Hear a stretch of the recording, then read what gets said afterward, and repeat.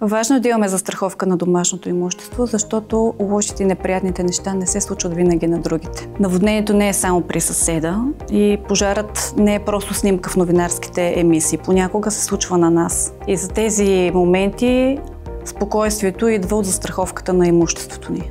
Най-добрата защита е пълната защита. Тогава, когато сме включили възможно повече рискове в застрахователното покритие по полицата.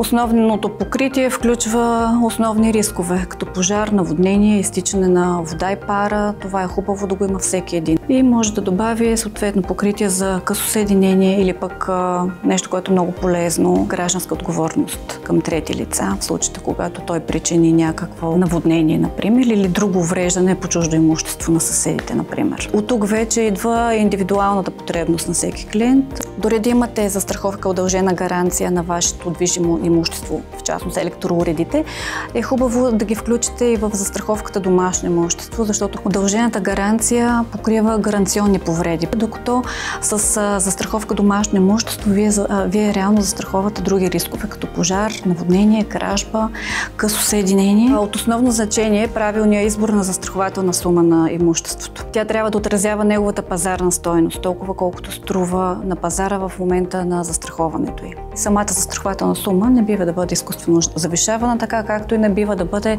по-малко от това, което е реално като стойност на вашия апартамент. Защото ако ние дадем и застраховаме нашето имущество на по-ниска застрахователна сума, това не ни гарантира, че ще получим пълно обезщетение в случай на събитие. В масовия случай хората закупуват жилищата си с ипотека и банката има грижата да придвижва застраховката на това имущество. Затова е хубаво да се уверите, че правите вашата застраховка или че банката я прави от ваше име на реалната стойност на имуществото, а не на стойността, която остава по кредита, който изплащате. Като парична стойност, застраховката не е много скъпа. В общи линии се равнява на 2 пазара в супермаркета за семейството, а защитата е за цяла година.